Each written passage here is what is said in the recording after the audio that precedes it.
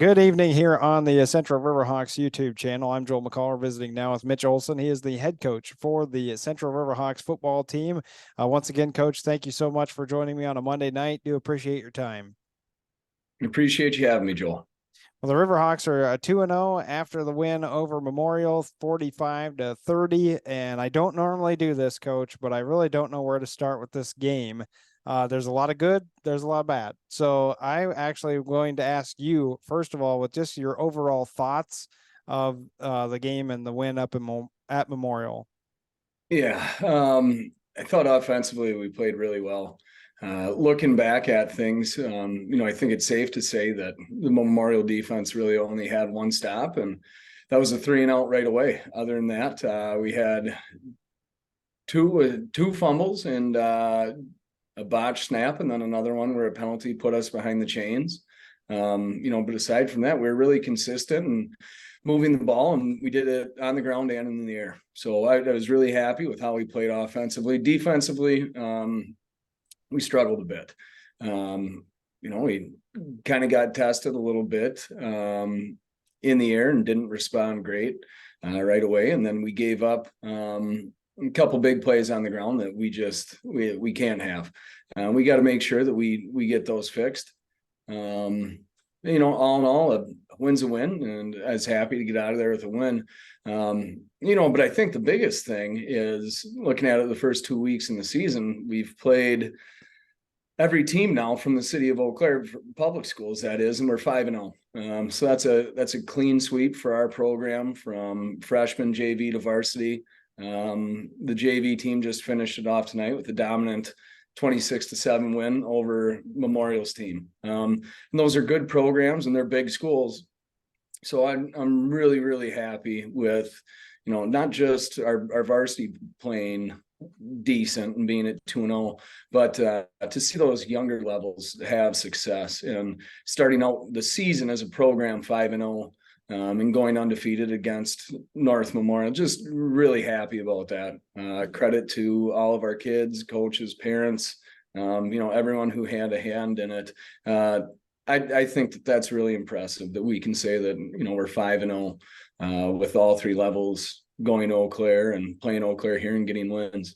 Yeah, it's very true. I completely agree with you on that as far as the different levels. And well, let's go back. We'll talk a little bit about Memorial. It didn't start the best with Weigel hitting that 55-yard TD run for the PAT. They had a 13-yard play on that drive too, capped off at that fifth play. Couple of punts. You guys then came back, and Rudrud had a 43-yard touchdown run to tie it back up 7-7. More punts, and then a couple of INTs. You guys really took advantage of some of the Memorial turnovers too, I thought, throughout the game. Orlikowski had one of them. Stripmatter had a great INT. I thought that was a magnificent play for him. And sandwiched in between those two picks was also the 14-yard touchdown pass to Meyer. So 14-7 was the score at one point in the second quarter. As far as what you felt like, as getting that Weigel touchdown early, as you said, the defense was a little off on that particular play where Weigel got loose. But overall, your offense bounced back, and so did your defense, getting a couple of turnovers. Yeah, that first play right away, we've just got to do a better job. First off, being alignment and assignment sound. And then, I just think that we had some kids that didn't play with the physicality that they were capable of. And when that happens, you're going to see teams bust off long runs. I thought we did a better job of that on the ground. The Simmons kid was a really good back. And, for the most part, I thought that we did a good job against him. It was good to see the picks. You probably didn't have a great look on the pick that Stripmatter almost had, but he made a heck of a play coming flying across the field. And he actually went up, got inside. The kid went up with one hand and had the ball and brought it back down to his body, and it popped out. But that was an incredible play, and it ended up just being a PBU.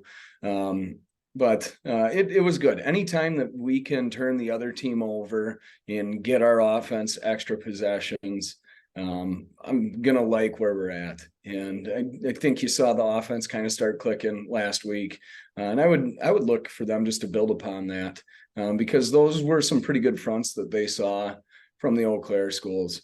So that's going to continue to be a focus. Take the ball away and give our offense extra chances. Yeah, that's for sure. Well, then Alvarado ran in from 8 yards out the following drive after that second pick. So again, 21-7. The Simmons play that he broke off for 59, I gave a ton of credit to Eau Claire Memorial's quarterback on that particular play. Riley made a fantastic play.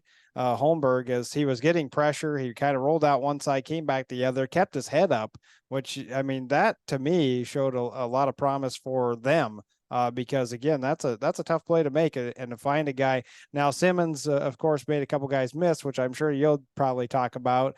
But I thought Holmberg did do a wonderful job on that particular play, keeping his head up, and then Simmons making the run.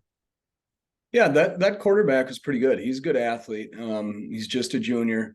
We didn't exactly know what to expect coming in. He looked like he threw the ball pretty well against Logan. You could tell he was a good athlete. But that was really we got to see him more extensively against us. And I was really impressed with the Memorial quarterback. He's pretty good right now, and I think he's going to end up being really good for him. Yeah, because again, he gets another year. But I love the fact that you guys were able to come back. Nami and I in the press talking about, oh man, 59-yarder kind of deflator. Here you are, have a chance to go up, even potentially more if you could have forced maybe a 3-and-out. But instead came back and got Alvarado that 32-yard field goal for halftime, making it 24-14. Had plays of 17 in that as well. Had a 17-yard play in that. Like I said, the third quarter I felt like was maybe your best quarter of the entire year thus far. I know that there was a fumble, and I think only just one then, because I think that was Rude, but then fired back with a 31-yard TD pass.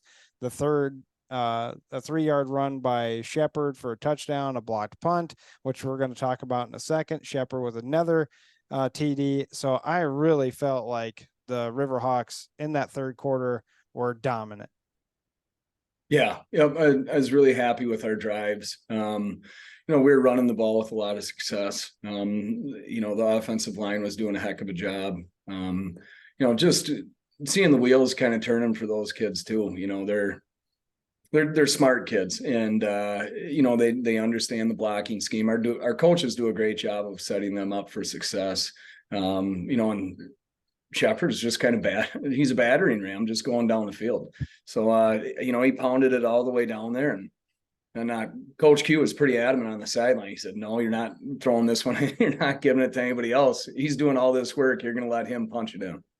Yeah. Again, he had 2 touchdowns. I think he had well over 100 yards. I think you had posted 114 up on online. The fourth quarter, maybe not the best for either team, especially. It was pretty ugly, Joel. It was. I completely agree with you. A couple fumbles, and then of course Memorial then got a touchdown too to make it 45-30. But yeah, fourth quarter got to finish stronger than that, and you already know that, and I'm sure that you've talked to the kids about that. Was that one of the things that you discussed right away afterwards? Yeah, I thought that just our engagement and the focus wasn't necessarily there from the start to the finish. And we've talked about that, and we're trying to stress it and, get it hammered home. And I think it's just, these are high school kids, and we got up on them a little bit. And you sort of felt that sense of relief, and it's driving me nuts on the sideline because I hate it. I just want the foot on the gas. We're still a young team, and we've got a lot of kids that haven't been in that situation before. So they're learning though from every game and every situation that we have. So I'm confident that we'll be better with that in the future. One guy I really want to highlight, and I know that Meyer already got his what do the kids say? Flowers, props, whatever, because he got his interview with Nami. But I'd like to talk about Luke Hansen, because I thought he played fantastic. He came in. I thought pretty sure he had the block punt. At least I thought he did. And that's who we had recorded. But he got the block punt. He played really well on the defensive line. He was tracking some players. Thought Luke had a really, really good night. Yeah, he's a really good athlete. And at the start of the year, it's like we know we got to get him on the field. Is that a receiver? We thought it would maybe be at receiver, and then we thought, maybe it would be at D-back. But he's really, really good at rushing the passer. He's just got a real natural pass rush to him, and he's so good and so athletic with, keeping tackles' hands off him. He fires off the ball, and he explodes off the ball pretty good. And O-linemen just have such a hard time, keeping him in front. There's one play in particular on the one that should have been Leo Orlikowski's pick six, got called back for it was a bad call. We'll just say it was a bad call. There was a blindside block that was called, and he hit him in the chest. So I'm not sure how it was a blindside. It's too bad. I feel bad for Leo. But, that all stemmed from Luke Hansen getting pressure.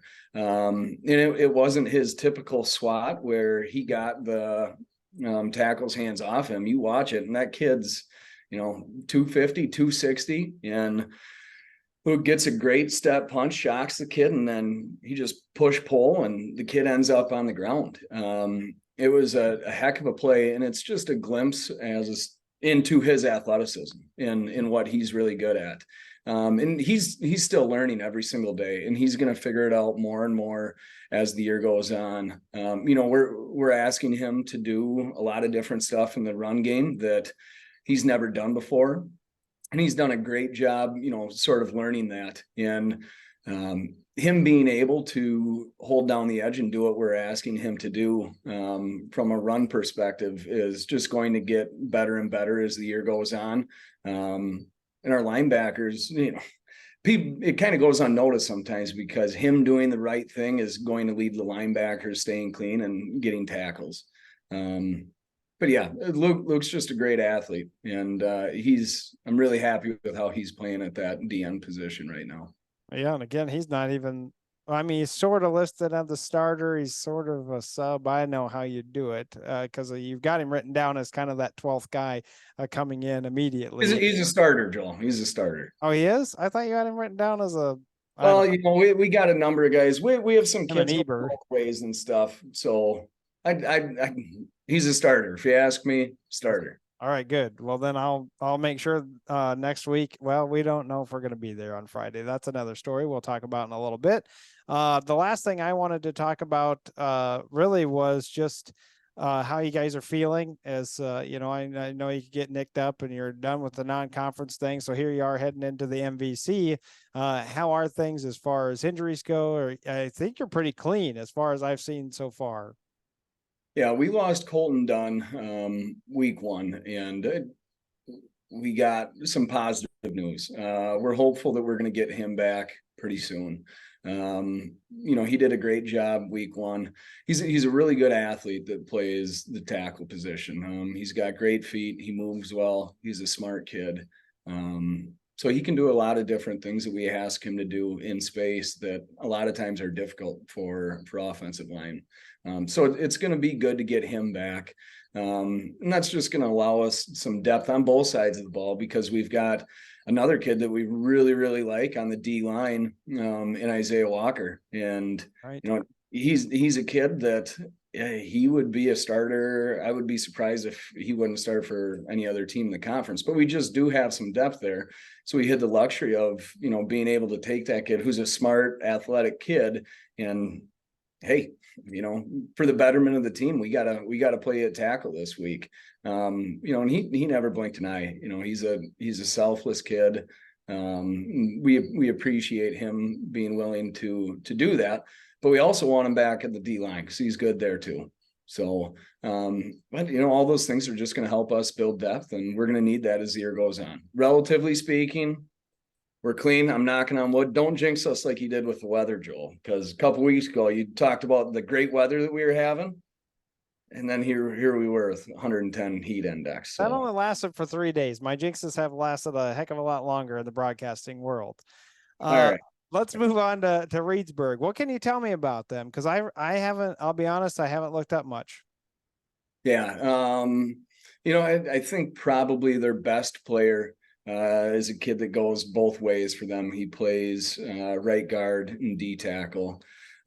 Jesus Gonzalez. So he was a first team all conference D lineman last year, second team all conference O lineman. He's good. Not a huge kid. I think he's probably 230 around there, but he moves really well. He's a good athlete. So we'll just have to make sure that he doesn't do too much laying the wall up against us. But I feel good with where we're at and the plan that we have. They've got a good back, bigger kid, Jack Fenwick. He runs the ball well, so we'll have to make sure that he doesn't get rolling. And then the quarterback is a threat to run too. They'll do a little bit of the RPO game, and the quarterback will read some of the stuff that they do and keep the ball. So we've just got to play sound defense, and be disciplined and do what we're supposed to do on that side of the ball. And I think we'll be okay. And offensively, I like where we're at. We're going to see a similar defense with what they're playing to what we do. So and I think that we're pretty familiar with that, having played against it quite a bit in the first 2 weeks of camp. So we'll have to play well, but just looking forward to the game. Yeah, we are too. I'm hoping that we're able to do it, but I do know that we got word that if we were to come up, we'd likely be outside.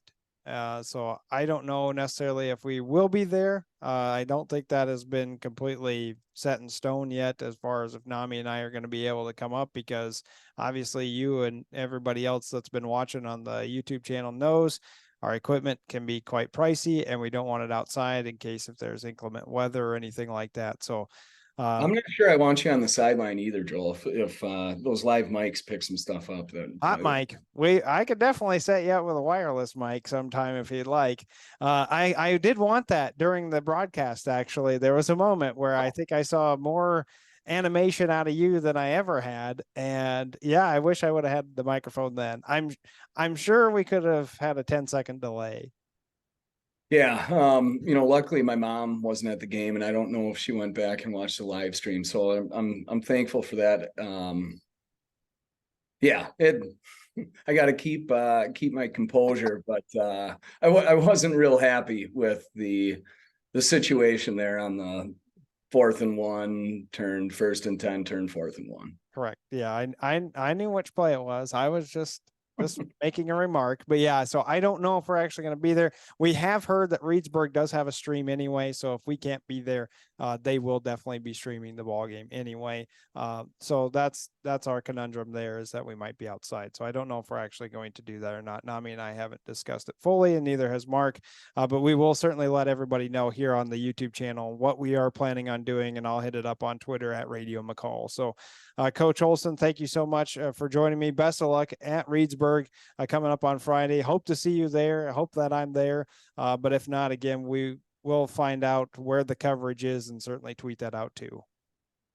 Appreciate it, Joel. Good talking to you. Yep, you too. That's Mitch Olson, the head coach for the Central Riverhawks football team. Again, I'm hoping that we have more interviews coming up tonight.